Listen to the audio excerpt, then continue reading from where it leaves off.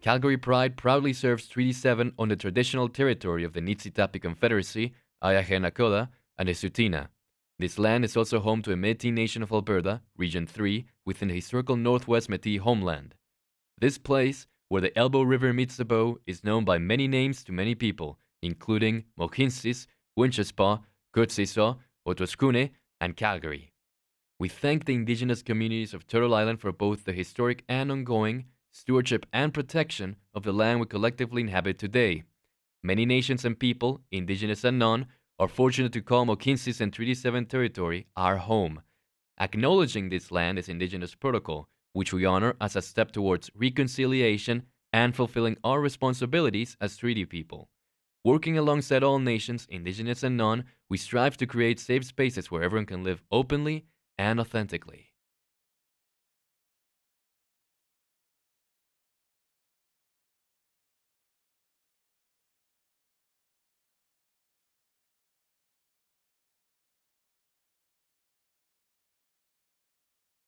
Welcome everyone to Pridecast. My name is Zac Remple. I use he, him pronouns.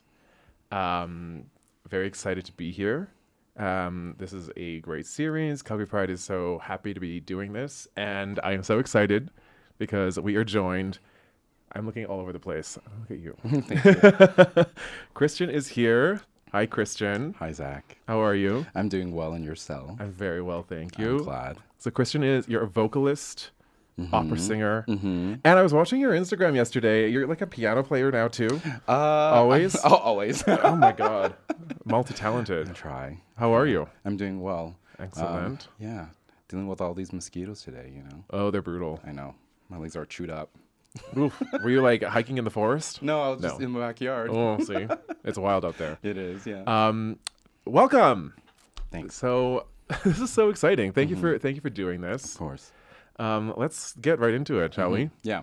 Okay, so what do you call yourself, first of all? Opera singer, vocalist? What's the best? Yeah, I feel like I say that I'm a singer who specializes in classical music. I love singing in other styles, but I would say my expertise would be in the classical style. I also do tons of choral singing. Yeah, but I would also say that I'm a musician. Like you said, I do play piano. I actually started my very first music degree at U of C with a euphonium, which is... Yeah, hold the phone. Yeah. What is a euphonium? It's like a small tuba. It might also be known as a baritone, but yeah. What a quirky instrument. Yeah. Yeah. You are not basic. It's like, I know it's not piano, it's not violin, it's euphonium. Yeah. Come on, euphonium. Yeah. Okay, work. Okay, so where did you went to school at U of C for your first degree?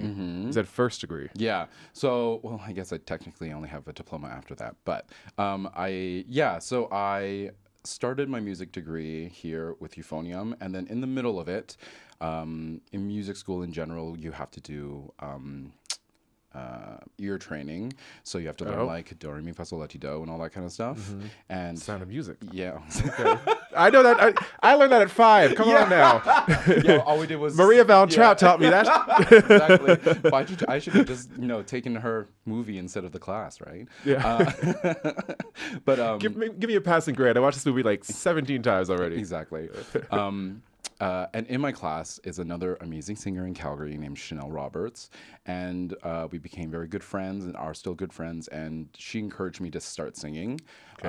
And I started singing. And then all of a sudden I was, doing some programs in Italy. And then I moved to Toronto and kind of did my thing there for a little bit before I decided. I feel like because I was such a new singer, I wanted to see if it was something I really wanted to do. And so I kind of I moved to Toronto and I sang a bunch with some orchestras there, did some indie opera stuff, sang in a bunch of choirs there. And then I decided that it was something I wanted to do. And then I did an artist diploma at U of T. Oh, okay. So started with music on the euphonium and then get into vocal and like full-on vocalist from there. Pretty much. Okay, I have a question. So typically what I understand of like vocal performers is there's usually like 4 categories, Mm-hmm. right? Like bass, tenor, alto, soprano. Yeah. Is that like still a thing? Is that how like voices are divided, or do you find it's a bit more? I would say that those are Nuanced. like the basic ones for sure.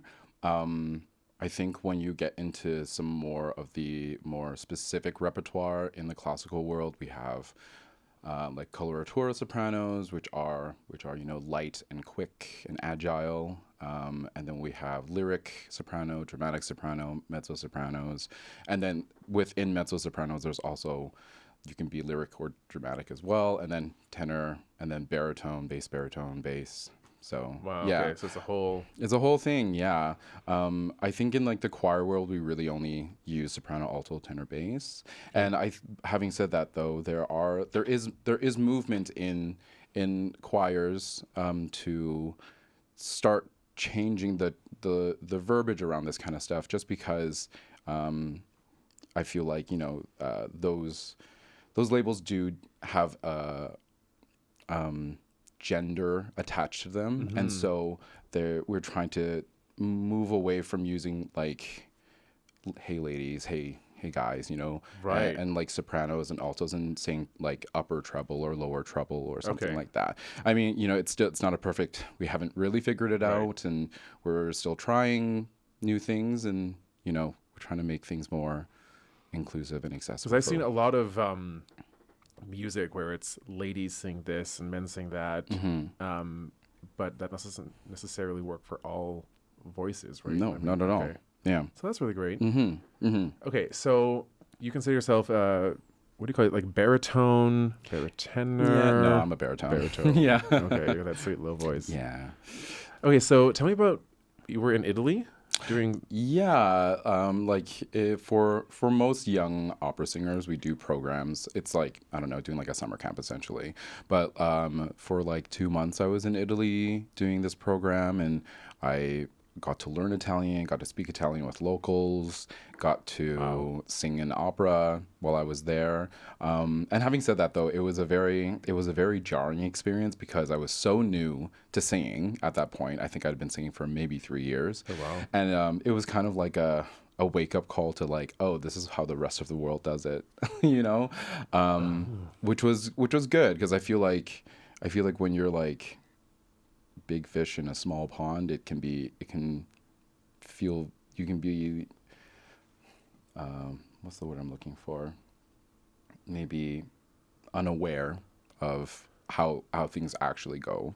Like you felt like you were a little bit naive walking into it, and then Yeah. all of a sudden it's this whole world. Yeah. And you're like, whoa. Yeah, it was just like, I feel like it's when you walk into a new professional environment, you're like, oh, this is how people do things, like, or like I would like equate it kind of like going from high school to university. Like all of a sudden, your professors expect you to come, like, and some people have these skills and some people don't, but like all of a sudden you should know how to do an annotated bibliography and like a specific style of what's it called, referencing? I Yeah, guess. citation, referencing. Citation, there we go. But like these are like I feel like I always have these experiences where like I've been reintroduced to like how the world operates per se. How opera operates. Yeah, exactly. I got jokes. Yeah. Yeah. Okay, so what is it like? I have a background in dance, so I have somewhat of an understanding, but what is it like to be you in a classical sort of space? Because I find that classical art forms haven't been the most welcoming of all, typically. Yeah. So what have you found as you study sort of classical vocal performance? I would say like the same types of things that you probably have experienced. It's just like there's a different attitude towards people of color. Like even in the past, I want to say 2 weeks, but maybe in the past month, there have been tons of controversies and scandals in like the opera world. Like What's the tea? One of the most like famous sopranos in the world, Anna Netrebko, is singing Aida in Verona, and she did it in blackface, and she's Russian. And Angel Blue, who is an American soprano who is black, canceled her engagement that was supposed to be in Verona as well because of that. And it's great to see people like that standing up for what's right, essentially, right? Opera America recently had a leak of their like internal email saying things like how many of you are so tired to have to bend to the will of all these young singers and how they make us use pronouns and all this kind of stuff, and rightfully so. There's tons of people who are trans or non-binary or gender fluid who are in opera, and like having these emails leak from really high positions in the opera world who have tons of money, tons of influence is so discouraging, So what's it been like for you, and how do you navigate your art and sort of in that kind of world? I feel like I just have to stick to my guns, Would you say it's like an instinctual thing, or sometimes I am really grateful for the people that I have around me to uplift me when things like that happen. Like by me personally, like I've been told that I need to open my eyes wider because people who look like me are not as expressive, or that people like me sound a certain way because we speak another language, or oh my gosh. I did a production where I was singing chorus for Marriage of Figaro, and we were in period clothing, so like,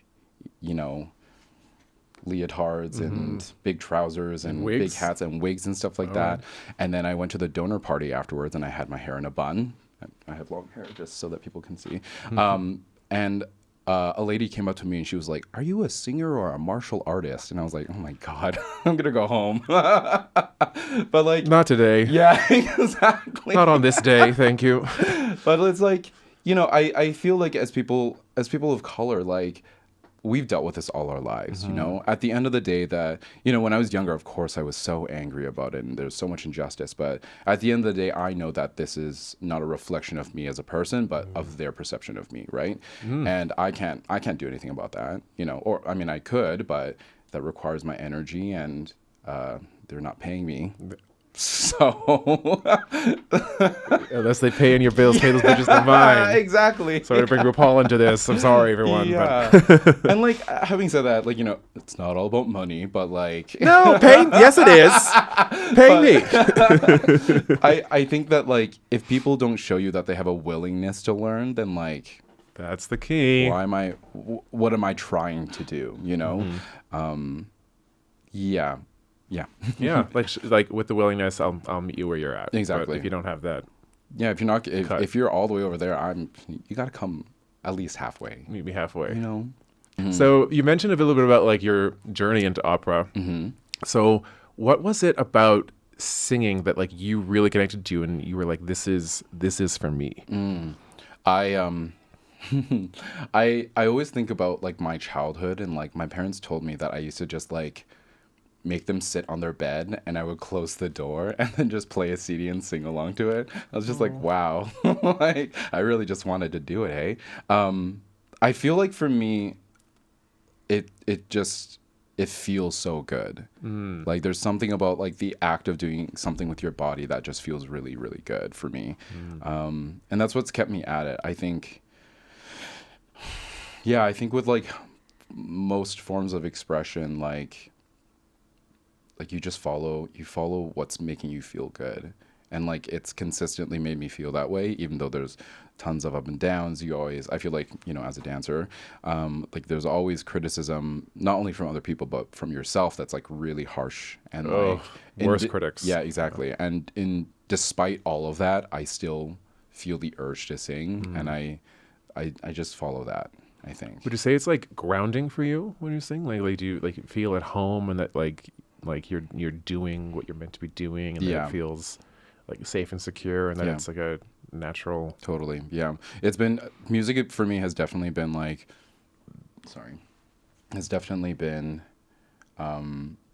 a very natural thing that's come to me, which I'm very grateful for. And I've always found solace in it. I've always found comfort in it. It's always affected me really strongly. Like I find that I always listen to music to calm me down or to like help me through feelings and stuff like that. Like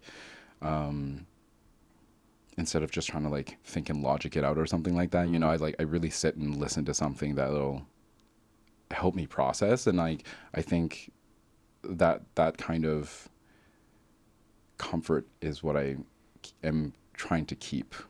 Yeah. Yeah, it's like you want to hold on to this. Yeah. So, and it's music is both for you like a listening experience and a therapeutic experience. Therapeutic as you're singing. Like, does it do both do the same thing for you, or? Yeah. You know? There's like a release of energy, you know. Yeah. Okay, great. Yeah, that's how I feel about it. So, what kind of do you listen to like opera on the reg? Like, what is your like when you need to be in that zone? What do you listen to? Like when I'm learning, or like or just like every day. Just like every day. Like, what's your? I feel like I like to listen to singers mostly. Okay. Yeah, like good singers or good songwriters. I do listen to opera. It really depends on how I'm feeling that day. Love big voices. J Huds, my girl. We love Jennifer Hudson. Yeah. Come on, EGOT. Yeah. Check out EGOT. But I also really love like very capable voices like Yeba, or interesting voices, Amy Winehouse, Duffy, that kind of stuff. Leanne LaHavis. Love that. Okay, that's fantastic. Mm-hmm. Okay, so international. You've obviously went to school here, Toronto, Italy. You were in Amsterdam for a bit. That was for a work thing. Okay. Yeah, I was just doing work out there. So, So what's it like to be in Calgary? Calgary's okay.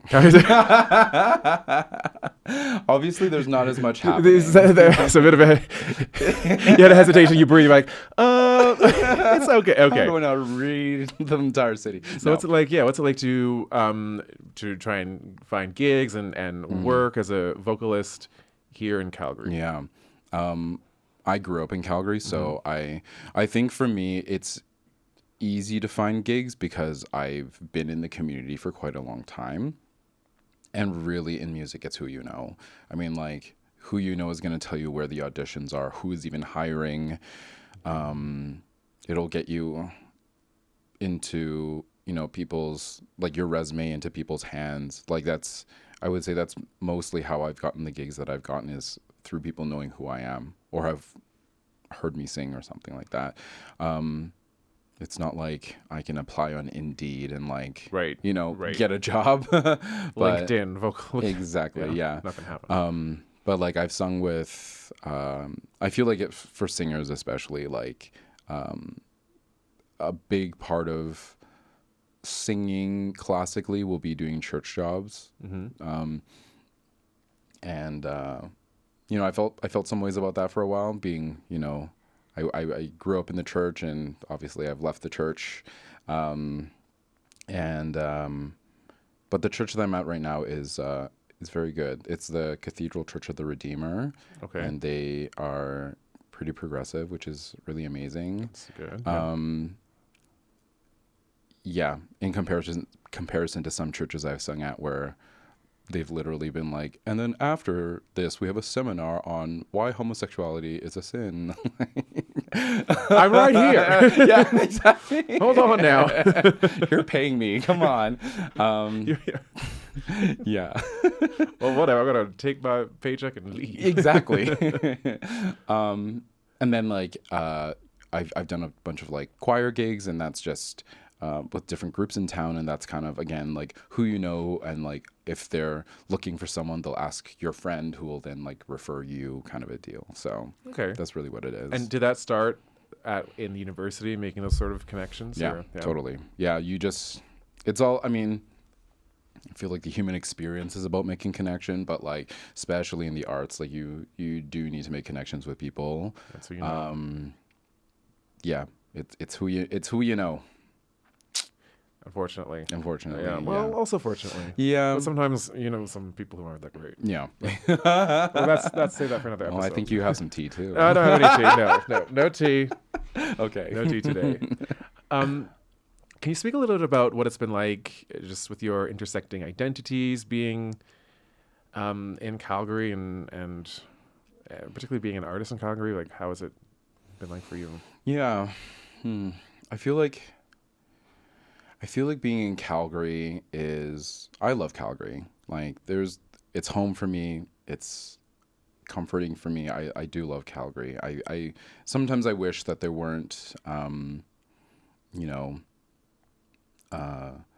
having to deal with both of these, identities of being queer and Asian, like, and especially with my parents being very religious, I feel like there's a lot of struggle with that, and finding, like, especially as a young Asian kid, like, I didn't have a lot of community to look to in terms of, like, who can I talk to about this, and I would have been young in, like, the 90s and early 2000s, but that was, like, before, like, YouTube and all that kind of stuff, where like I remember when, like, It Gets Better, like, started, like, and I feel like that was a big thing for me to understand that there's other people out there who have had this experience like me. Did you ever have that experience where you were out somewhere and you were like, oh wow, there's, like, my people? Did that happen for you? Yeah. And what was that like? It was relieving. Yeah. I feel like there was still a touch of, like, nervousness, because I feel like I don't know how to interact with these people, and I feel like, as a young queer person, you have your own, who, like, was sheltered, you have your own perception of what other queer people are like, and as I've entered that community, they've embraced me with open arms, and it's been really great, and I have beautiful, loving friends from it. But finding that community was a huge part of me not completely hating Calgary, I would say. I would say, like, one of the big ones was, like, when the Vogue Ball started happening here. Like, it was just like, because I feel like, I don't know, I feel like sometimes when you go into, like, gay bars, as, like, as with straight bars, sometimes it's about, like, finding your hookup for the night or something like that, right? But, like, at the Vogue Ball, there was something about it where it was just like, it's a competition, but at the same time, it was a huge bonding experience for me in a community sort of way that, like, I just felt, like, so much love for everybody there, even though everyone's competing on, like, the runway, right? Yeah. So, like, yeah, like, I would say that's one of, like, the biggest moments for me in knowing that there is a community here in Calgary, because it can feel a little bit small sometimes. Yeah, that was a good experience. Are you, like, super involved in the Vogue scene in Calgary? Or? I'm not really a dancer. So, but looks or whatever, or like when did that start for you? Like, at what point did you? When was the first one? God, there was, like, a first one. I want to say it was, like, 2012 or something like that, maybe 2011.